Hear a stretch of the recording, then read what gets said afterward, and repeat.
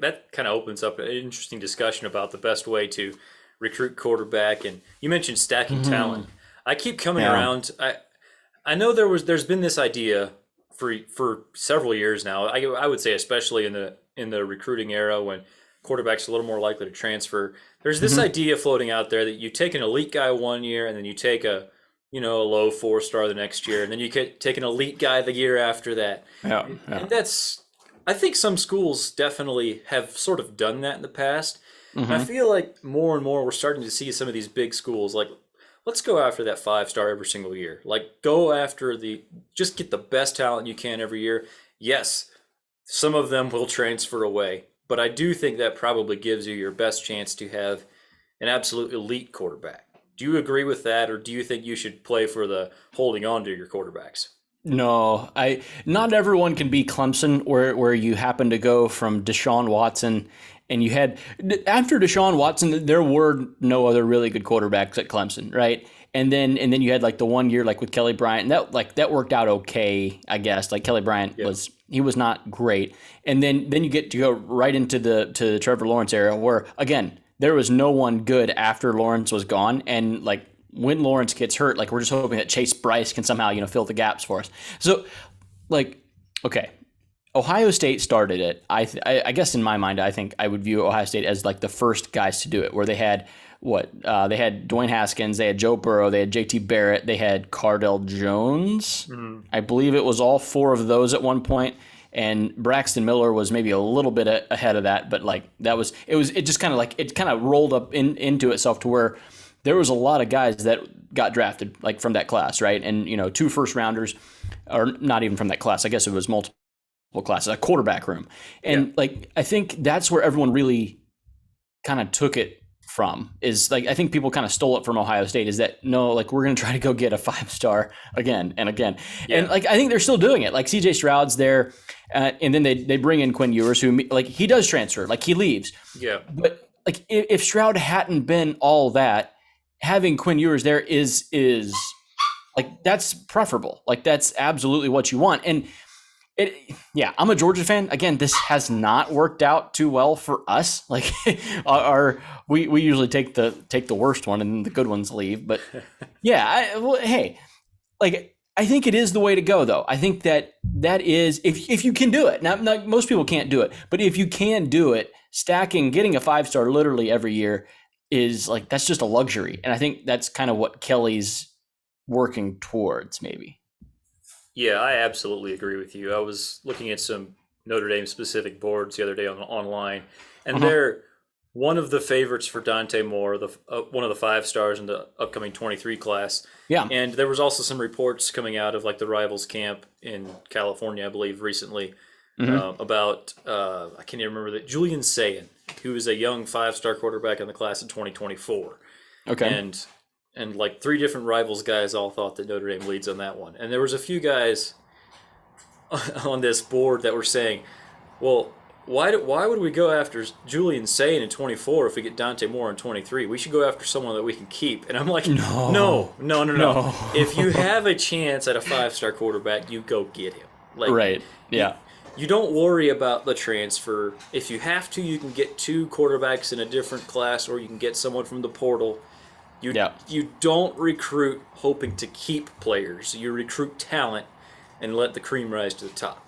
That's absolutely right. I think having more is better. Like, and plus you get to keep them from your rivals too. Like a lot of these schools are recruiting against rivals that they're going to have to play against, on the field. If we have all the good 4-stars, say we have 2 5-stars and a 4-star, and they have 1 4-star, like, advantage us all day long instead of us both, a 5-star and a 4-star each. No, advantage us. The goal is like Armageddon, pretty much. Like we want to eliminate everyone else in recruiting. That's kind of, I think, what recruiting is anymore. Honestly, I think that's why like maybe some of the good guys don't succeed as much as what we wish they would. I think maybe they're a little too honest with recruits sometimes. Like, no, you're not going to be able to get playing time because we have a 5-star coming in next year. Like we're actually gunning for this 5-star next year. And so maybe you're a year before that, and maybe you should go somewhere else. Like I would agree with that. I think the coaches anymore don't do that. I think, hey, we want you, and we're going to try to get him next year too. So Yep. 2 5-stars. Like that's the goal. And yeah, I guess good for them. It's nice now that they can transfer and move around. So like that gave players power to where like we can get out of here real fast if we need to. So like I don't know, it's what it is now. It's just the new reality. You have to be that way. You have to be that way. You have to be absolutely ruthless on the recruiting trail. And I think Notre Dame is getting there. I think Kelly is showing that, look, I'm here too. I have 4 really good quarterbacks, and maybe I'll go for a 5th. Who knows? Yeah. Trying to get in the running for Arch Manning. I don't think he'll get there with Arch, but that's the goal is to go and get all of them. Yeah, so you mentioned a couple names there. We mentioned Dante Moore, and you just mentioned Arch Manning. Yep. We've talked about it before now, a couple episodes. The class of 23, the quarterback class, really impressive. There's 4 guys in the top 7 overall players, which is unheard of. I don't believe in for the internet recruiting era since 2000, we've never had more than 2 quarterbacks in the top 10 of any class. Right now, there's 4 in the top 7 in 2023. Have you been following these recruitments at all? There's one, Malachi Nelson is committed to USC. He was a former Oklahoma commit, and then when they lost their coach to USC, he also followed Lincoln Riley there. But that leaves Arch Manning, who's the number 1 guy, Dante Moore, and Nico Iamaleava we're going to go with, however you want to pronounce that. Okay. Hopefully I mispronounced that correctly. We'll call him Nico. We'll just call him Nico. That works, yes. Have you been following these recruitments at all? A little bit. Obviously, Arch. Been following Arch for years and will follow Arch until literally the day he signs, because you can never be sure anymore. You can never be sure. I think this is like one of the best classes of quarterbacks. Well, yes, no, it is. It's the best class of quarterbacks that I've seen. The only one that's maybe comparable is when Fields and Lawrence came out. They were only like 30 miles apart in Georgia, and like they both had like almost perfect grades. They were really close to perfect grades in 24/7. And Arch is currently he has the highest grade they give out at 24/7. Like and granted that's not actually locked in. Like he has another year to play, and like that can actually drop. But currently he's going to be like one of the top 10 recruits of all time. Yeah, like all the stuff. Arch is coming for all of the nice things in life. He's the interesting one, because Alabama's like pushing, like, okay, where do we believe that Arch is going to go? Like, it's been rumored that LSU and Florida have kind of snuck in and like they're players again, because if you remember, there was the original 5. It was Bama, Georgia, Ole Miss, Texas, and Clemson. So Clemson has dropped out. Clemson's no longer involved, but LSU and Florida have kind of snuck in, and they're kind of like, like they're trailing because they're so late to the party, but they're still kind of there, like they at least get mentioned. They got mentioned by like Cooper, his dad. So like that matters. But where do we believe that Arch Manning goes? And I think we do this. I'm sure we've done this before, but like, it's such a big deal, man. Like where he goes, I'm serious. He's going to swing the whole class. Imagine if you're an Alabama fan and you lose Arch. They're not really in the running for other quarterbacks that are extremely like highly ranked guys. Like it kind of drops a long ways until you get, and granted, like, okay, so then they have to go get a 5-star, the year after that. Like Alabama's going to be fine. I understand they're going to be fine. But it really shapes where the class is going. And if I'm Arch, I think I would try to commit early and just try to bring like all the boys with me, Yeah. And I wonder, if I was him, I would obviously not go to Alabama, because that's just ridiculous. He's a system quarterback if he goes to Alabama. That's not fair. You may not do that. I think he's going to Texas. I see him at Texas. That's an interesting call. I don't believe that we're going to actually know well beforehand. He's a Manning family. He's in the Manning family. Like I feel like they're going to keep their cards fairly tight to the chest. Like, yeah, we might have an idea who the top 2 or 3 are. Right. I feel like this is not one of those where, it's kind of whispered on chat rooms for a month in advance of the commitment. Like, I think that this kid is probably smart enough and has good enough counsel that we're really not going to know. I don't hate your Texas pick. I just I don't know. Who knows? Bama thinks they can get him, and Bama is actually in the running for Nico. Oregon is kind of the favorite there. Yeah. So we'll see what happens with that. By the way, we haven't even mentioned Jaden Rashada, who's another 5-star quarterback in the same class. But he's just not one of the top 7 guys in the country, so you kind of forget about him. And then there's other guys that are rising. Chris Zena, who's in Alabama, has a bunch of offers, but not Alabama yet. So maybe that's where Alabama goes if they miss out on the other guys. Right. Clemson is probably the leader for him right now. So that could get interesting. That could be a little fun. Maybe an Alabama-Clemson battle. If who knows what happens. It's all just really interesting. It was always supposed to be like the Clemson versus Alabama battles, and how that take really left. Like that take has been on the shelf for a while now. Yeah. Well, Clemson did just get Cade Klubnik, probably the best quarterback in the last class. But I do think this class is a little bit different. Like it does feel like there's 4 Cade Klubniks in this class. More. Yeah, it's like Klubnik plus. Like him, all that he is and then some. Like Arch is such an interesting case. And it's unfair to him, like to have all that pressure, to have a grandpa and 2 uncles that are NFL Hall of Famers. That's not fair. Like but like he actually could live up to it. You know what I mean? Yeah. Like, is the thing like, am I going to bet against him? Like of all the guys that you would want, I'd take someone whose last name's Manning. Like, why wouldn't I? Like, how he grew up and like the supper table conversations, like the dude knows, like the dude is going to be extremely prepared. He's going to be a real asset to whatever team he goes to. And he's going to bring, like, he seems to have like charisma, is going to like bring people with him. So, and then plus he's just like, more athletic than everyone else too. That helps. With Nico, number 4 quarterback, he's 100%ed to Oregon, in the crystal ball. Yeah, that's fairly new and recent, but that's where people think he's though.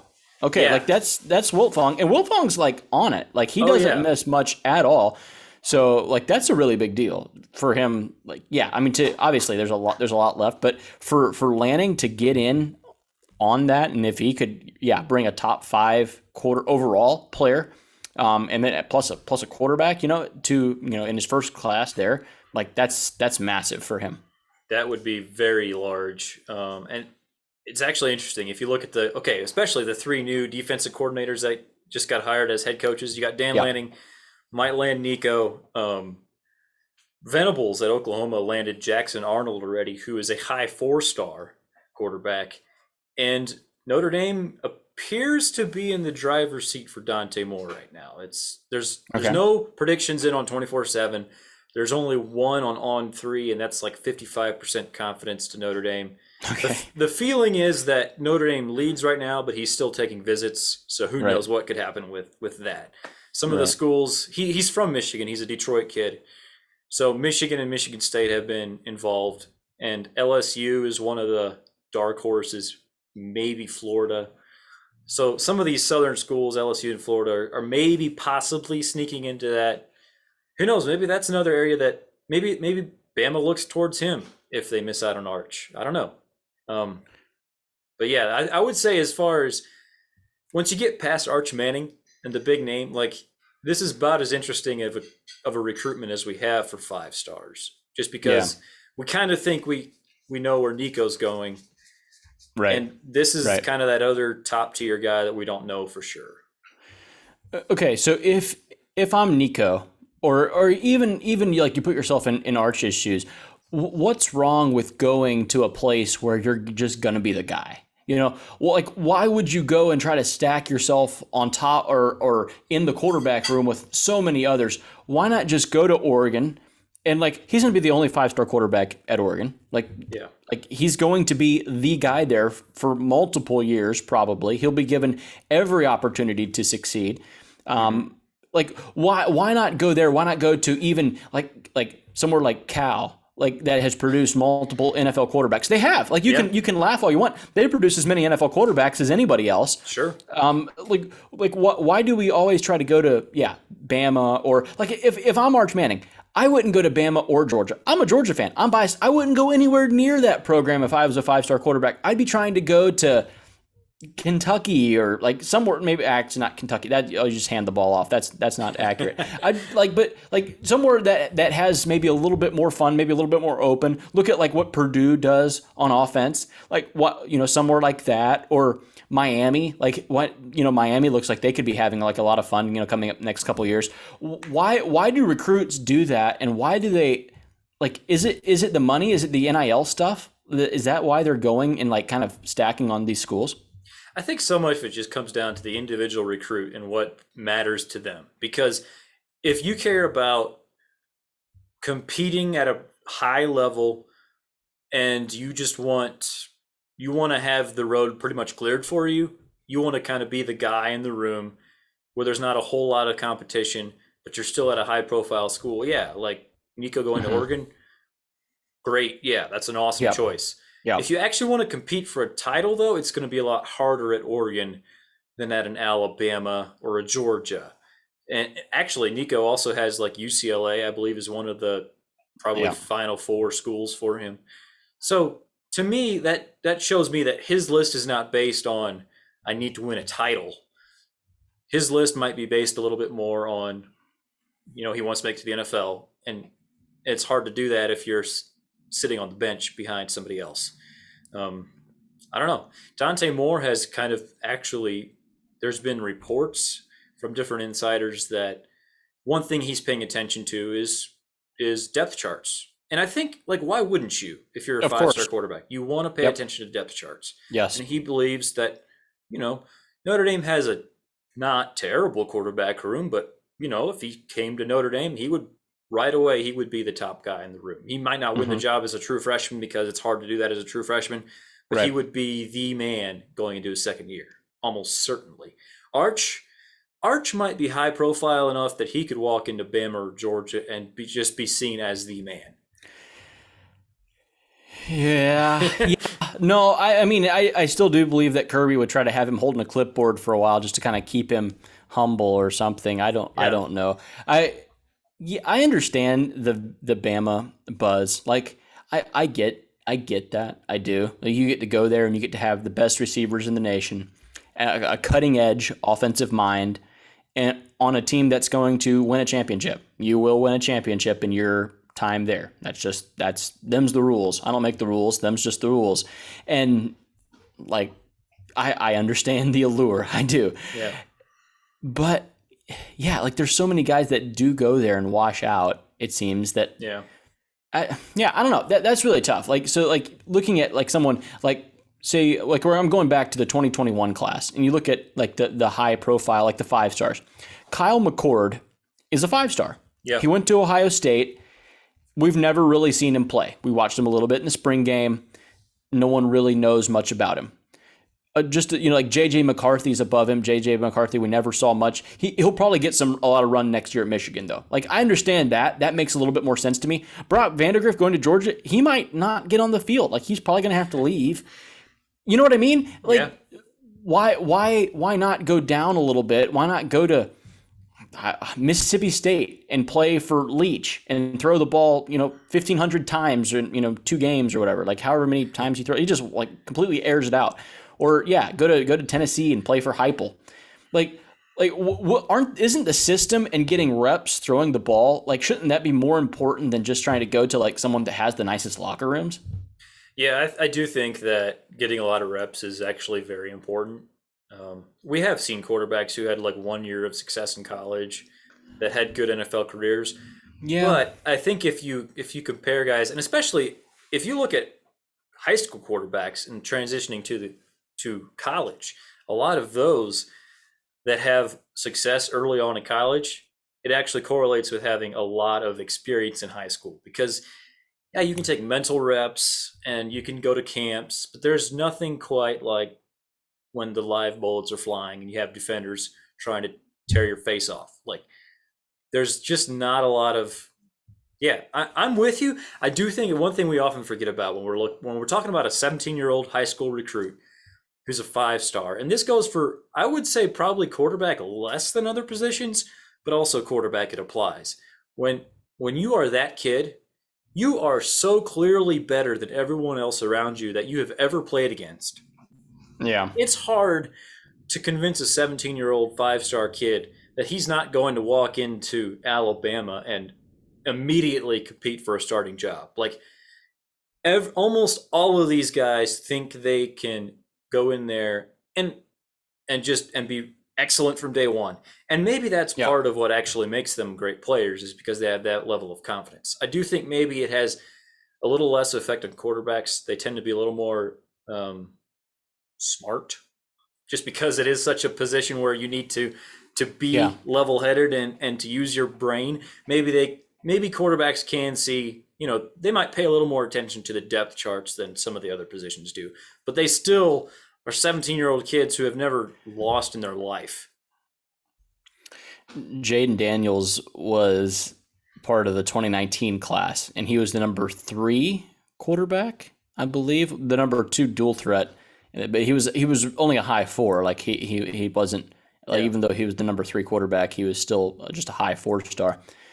But like, yeah, and going back and looking through those, like the old list of like quarterbacks, like just to see how they ended up, like if like where should you go, like just yeah, I don't know. That's always so interesting to me. Like just going through that. Like Spencer Rattler was number 1. He went to Oklahoma, and this is 2019. He went to Oklahoma, right? And obviously, now at South Carolina. Bo Nix, who's now at Oregon, by the way. Like talking like so, like the top 3 guys transferred, right? They all were there. Like so, it's Rattler, Nix, and then Daniels. That's the top 3 quarterbacks, and they all transferred out. Like they all left, and yeah, whatever. Graham Mertz, he's like number 5. Of course, he's still at Wisconsin. He ain't going anywhere. But anyway, enough of the Graham Mertz slander. I'm just not a fan of him in general. It is interesting when you just look at the history of five-star quarterbacks. It's pretty hit and miss. Like there are more hits than misses, and I would say your percentages are a lot higher with 5 stars making it than 4 stars, and then of course 3 stars too. We've talked some about this, before with recruiting rankings and do stars matter? Yes, they matter. It's also not a guarantee. Like chances are these 5 kids in 2023 class, chances are 2 of them won't even get drafted. Now it's a pretty special class. I would probably maybe bet on 1 of them not getting drafted, but 3 of the 5 actually getting drafted would be more in line with history. Yeah, sorry, I'm down a rabbit hole again here. Zach Calzada was a 3-star. That's now Calzada goes to Auburn now, right? Mm-hmm. And like he had like the one good game last year, right? And no one, we don't really know what Calzada is yet. But like then Bo Nix, they're in the same class, by the way. Calzada came in, Nix left, and like just drastically different. Like Calzada was like number 500 overall, like from a national recruit rank, and then like Bo Nix is like in the top 50, like he's a 5-star. I don't know. It just like you can look down there and like I even saw I think KJ Jefferson. Yeah, there's like KJ Jefferson. He's like down the list a little ways. Like he was like number 300 and something. He had a more productive last year than anyone else on that list. And he's so far down. And he kind of goes to like an out of the way school. Like Arkansas was like they were terrible at the time, and most of the rest of the guys on that list that are above him, we will never hear of. Like we don't even know, we don't even know their names at all. So I think maybe that's what I'm trying to get at is that reps and like playing time matters, and that if you can go somewhere and play, even if you're kind of better than the school, like even if you are better than the school and can do better for yourself, like I think you're better off in the long term just playing football and staying there and playing however many years you can go there. And maybe it works out the next level, maybe it doesn't, but at least you do get the reps to play. And like, isn't that what all these guys are looking for? And this does go back to your, like the point that you had just made that they've all, in their minds, they are better than everyone else. And like, how can you still believe that? Like, how can you go to all these camps and like, cause they do, all these guys know each other. They go to these camps and they all have to know like, okay, he's like pretty much the same that like we're the same. Like we're just both really, really good. Yeah. Only one of us is going to get to start, like, well, why not? Why don't we just go to 2 different schools and play each other? Like, that's what I do, man. Maybe I'm just, they say that, I don't know what the argument is. Like, if he's a true alpha, then like he'll just want to come in and beat everybody. Well, yeah, but if you have 5 of them, like, and they're all alphas, like only one of them can play anyway. So yeah whatever. I will say one thing that maybe helps now, like if you really want to go to Alabama, like that's your dream school, and you're not positive you'll be able to be the starter there because you're in a room with three other 5 stars. Yeah. Now you can go there. You don't win the job. You redshirt as a freshman. Maybe you are now competing for the job going into your redshirt freshman year, and it's pretty clear in spring camp that you're not going to do it. So you transfer, and then you have immediate eligibility at whatever, Boston College. Yeah. Like it's just so much easier now to transfer. I feel like maybe that's less. There's maybe less to deter you from going to a big name school. Okay. Like, I don't know if that's actually how it plays out, yeah, but it's maybe I something think that, yeah, I would rather just go to the school that I'd want to go to anyway. Like, sure. why don't they look at like track record of what quarterbacks are like if you're a quarterback, don't go to Iowa. Don't go to don't like seriously. Why would you want to go there? Go to somewhere that's gonna chuck the ball around. You're gonna get a lot of reps throwing like that. Like go to West Virginia. Why wouldn't you want to go to like West Virginia and like throw the ball a whole bunch? Like yeah, again the Big 12, which I guess they have good defense now, but they didn't for years. Like yeah, go somewhere where you can try to put up just however many yards you can amass. Like 5-star quarterbacks should be going to play for Mike Leach. Like, I don't understand why you're not going to play for Mike Leach. Kiffin as well. Kiffin doesn't sign that many high quarterbacks. He might get Arch, but like that would be groundbreaking. He kind of had to work with what he had. If you're a quarterback, go play for, like, I would be trying to go play for a coach. I think a coach and a system more than like a facility, university, locker room. Like, I think that's maybe more what I would be looking for, I guess. That makes sense. That's my whole point. I'm done. The rant's over. I know it falls apart at some point. I'm going through the 2018 quarterbacks now. Trevor Lawrence, then Justin Fields, then JT Daniels, who actually like reclassified, right? And like actually like bumped up in there. And then like Dorian Thompson Robinson was number 4. Like, yeah, that was a pretty loaded class. Matt Corral was number 8. And we have Emory. Oh, Phil Drakovic. Yes. Like he was committed to Notre Dame. He's playing for Boston College. He could never win the job over 3-star Ian Book, which kind of goes to show you a little bit how some of it is just some quarterbacks work out, some don't. Other times your coach doesn't put you in a great position. And I think with that specific one there was some of both. Like Phil Drakovic didn't do everything he should have done. He didn't do everything perfectly at Notre Dame, and the coaches also didn't give him as much of a chance as maybe they should have. And that's how you end up with Ian Book, who was, a perfectly solid college quarterback. But I do think that one of the ways that Notre Dame can, get into that next tier of college football, like they can't have Ian Book starting a quarterback anymore. You have to find that Dante Moore. Like if you're Notre Dame, if you're Oklahoma, if Oklahoma's a little different because they have had that quarterback play. For them, it's more probably the defense. But I do think if you look at the second tier of college football, there's always like holes. There's a few holes here. The top tier, it's hard to find holes. Yeah, no, I think so. Okay, like Hunter Johnson. Yes, I'm back in the 2017 class now. Hunter Johnson, he's still in college. Is that right? Yes. Like he is still there. Back at Clemson. He was 1 spot ahead of Tua. Yeah. And 2 spots ahead of Jake Fromm, who was number 4. So Johnson was 2, then it was Tua at 3, Jake Fromm at 4. Davis Mills, the top quarterback in that class, by the way. Number 5 was Tate Martell, who. Wow. Yeah. There's a story.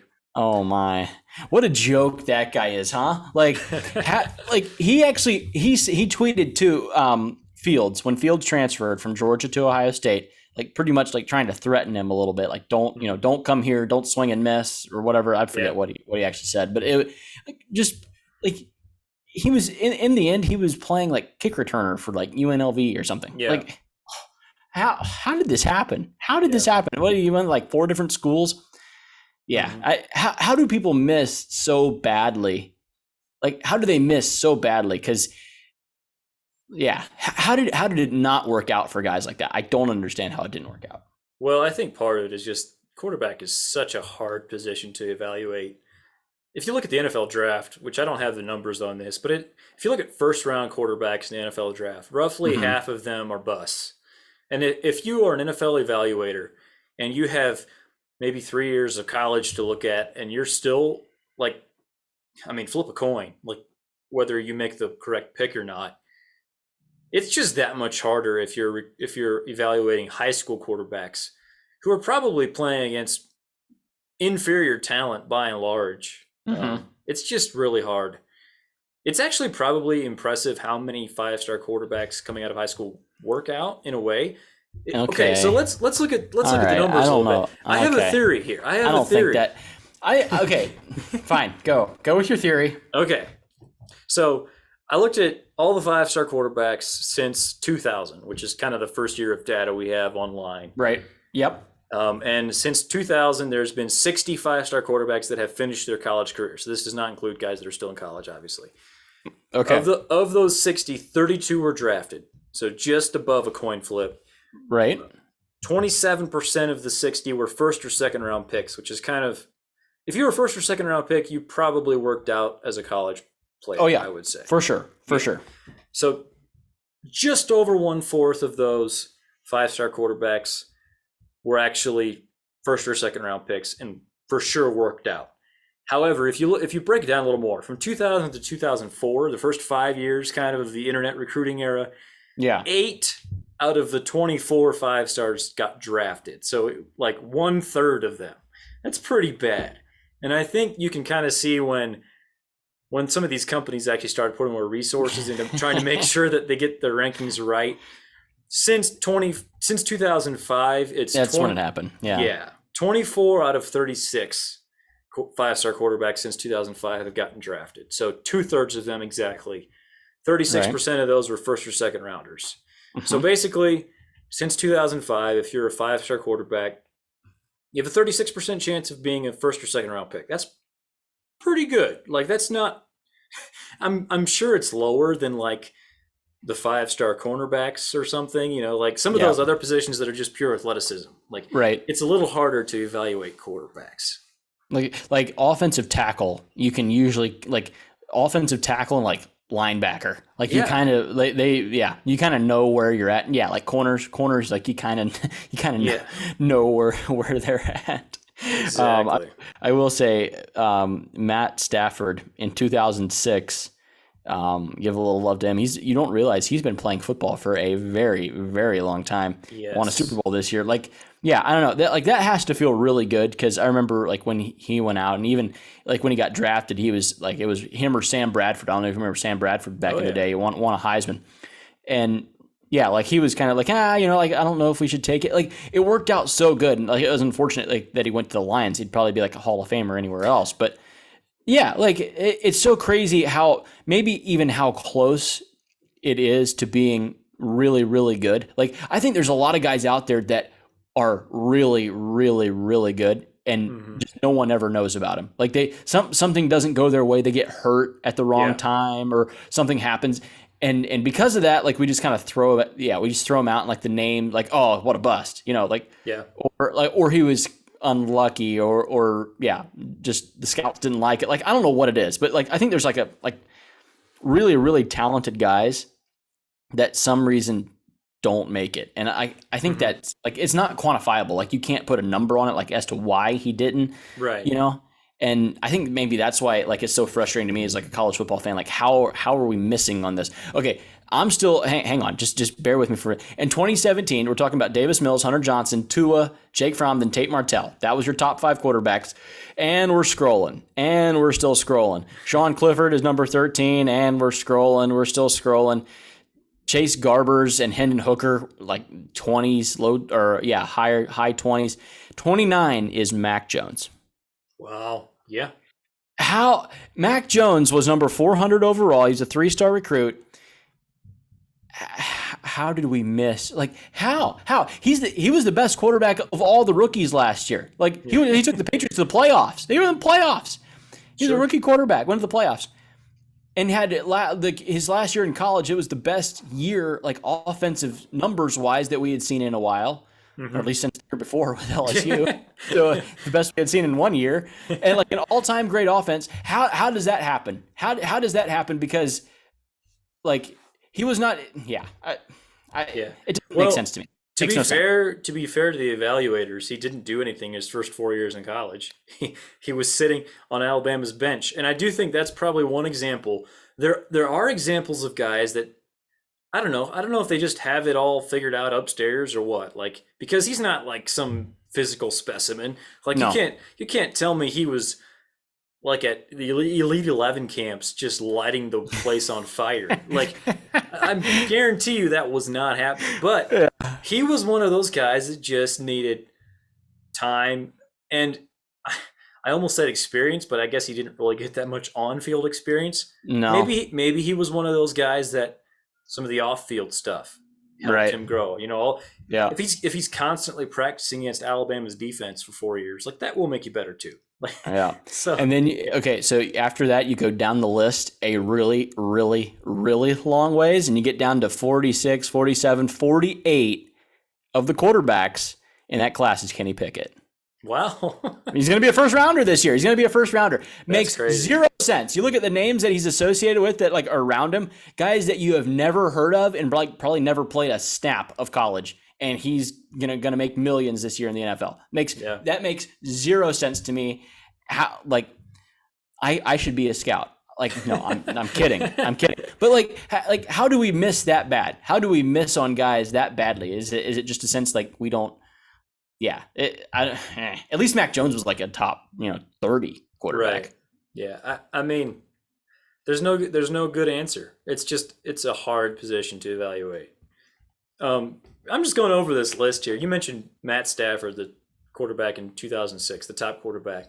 The number 2 quarterback in 2006 was a guy named Mitch Mustaine. Yeah. He went to Arkansas. And then the number 3 quarterback, Tim Tebow. Yeah. I would not have remembered that Matt Stafford and Tim Tebow were in the same class. If you look at the next year, 2007 had so many 5-stars. This might be comparable to what we have in 2023. Yeah, okay. Hopefully it works out a little better for the 2023 class. Here are the quarterbacks in the 2007 class. Jimmy Clausen, Notre Dame. Ryan Mallett, who went to Michigan before going to Arkansas eventually. Tyrod Taylor, Virginia Tech. I believe he's still in the NFL, by the way. Like, sneaky long, good career for that guy. Oh yeah, no, that's successful. That was a successful. He was a 6th round pick coming out of Virginia Tech. Yep. Aaron Corp, who went to USC, and then get this, 2007, Cam Newton, Florida. John Brantley, Florida. Yeah. So Florida got Tim Tebow in 06. And then 2 5-stars in 07. So maybe they were the original school that was stocking the 5-stars. Yeah. I'm just looking back through that class now. That's a wild. That was a long time ago. I don't think people realize how long ago that was. Like, I remember some of these guys. Eric Berry was in that class. Like, he was the cornerback that went to Tennessee. Joe McKnight. Do you remember him? He was the number 1 overall player in that class. Yeah, I heard that. Like, Jimmy Clausen. By the way, go ahead. The Jimmy Clausen recruitment was pretty crazy. I've heard. This was back when the College Football Hall of Fame was in South Bend. I believe it's in Atlanta now. But he announced his decision, pulling up to the College Football Hall of Fame in a stretch limo. Gets out with his, I believe he had 3 high school championships, so he's wearing all his championship rings. And then he announces that he wants to win 4 championships at Notre Dame. And then he proceeded to have a pretty good college career with a team that was crap. So really? Did he have a good career?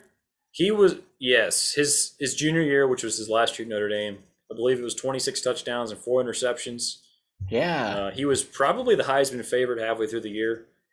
And that was the last Charlie Weiss year. They really just blew it down the stretch. They lost their last 4 games to some horrible teams, including like UConn. It was ugly, but it was despite Jimmy Clausen putting up some big numbers with Golden Tate and Kyle Rudolph and Michael Floyd as his receivers. So those were some good dudes. Some really, really good pass catchers there too.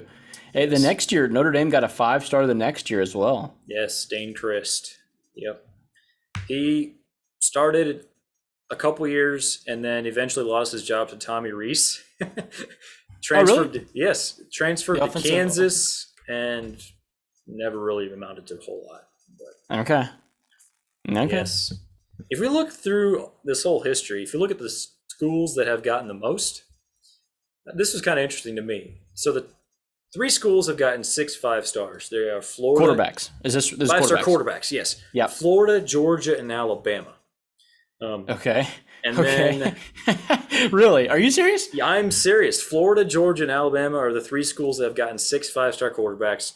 Oh my goodness. Ohio State, USC, and Clemson got 5 apiece. By the way, this blew my mind. Clemson has gotten 5-star quarterbacks, the first of which was Taj Boyd. Yep. Deshaun Watson was not one of the 5. Really? So, yeah. What year was Deshaun? I believe 14. Okay. He was like a high 4-star. He was close. He may have even been a 5-star on some sites. Okay. But was not a composite 5-star. Not on the composite. Yeah. So holy cow. With 5 5-star quarterbacks. There he is. Yeah. Yep. He wasn't even that high. Oh. Yeah. Well, he was a fairly high 4. He was a big get for sure. Okay. Yeah, and people act like he was that low. Most people in Georgia, like in Georgia high school football, knew that this guy was a stud, an absolute stud. He still owns a lot of the high school records, like for just high school production. Yeah, like people knew. Georgia wanted him, but too late. Like he actually wanted to go to Georgia, and just for unknown reasons, Georgia didn't offer him.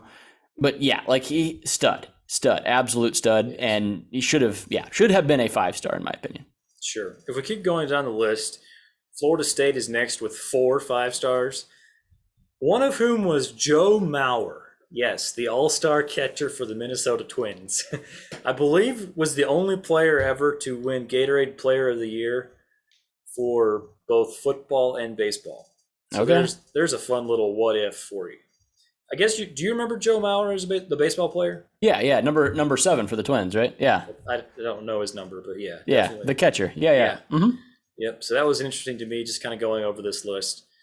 The next, after Florida State, we have a bunch of schools that have gotten 3 5-star quarterbacks. Those are Oklahoma, Penn State, Michigan, Notre Dame, Texas A&M, and Texas. Okay.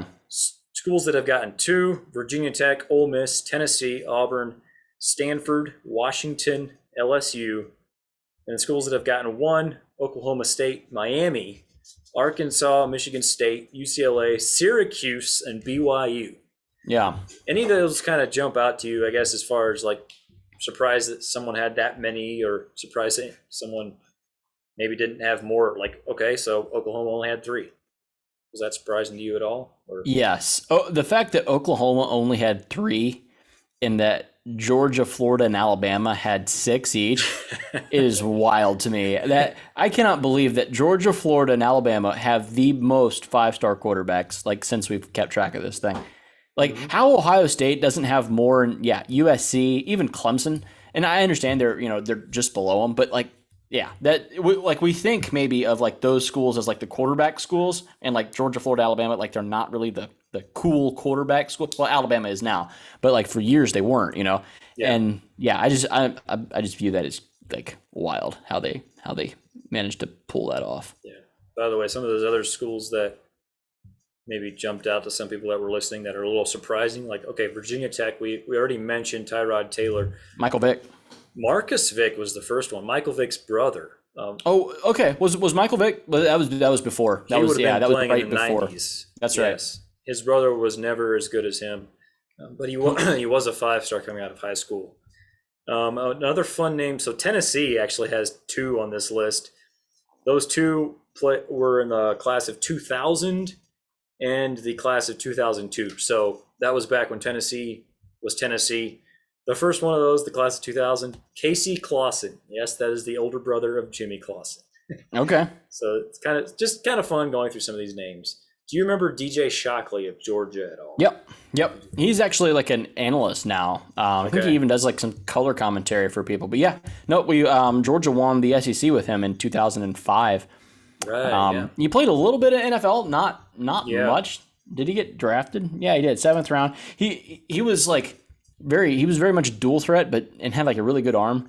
Just, I don't know. Yeah, I think in a different world, like today, like if he was around today, I think with like the quarterback camps and everything, like they would be much better. That's something that we don't talk about too. The quarterbacks, like really even all the way up until like 2010, they're nowhere near the quarterbacks that have been from 2010 on from a talent level. Like it's a whole different thing. Like the 7-on-7 world doesn't exist. The quarterback camp world didn't really exist back then. Whereas now it's like if you're a good quarterback, that's all you do. Like you're throwing the ball like every weekend. Yeah. It is interesting to me if you kind of look at the numbers, it does seem like there was a stretch there where the services named very few guys as 5 stars. And it seemed like they maybe realized that in the early 2000s, like they were blowing a lot of this. And so maybe it's a bit of a higher standard to actually get that 5th star. Right. Yeah.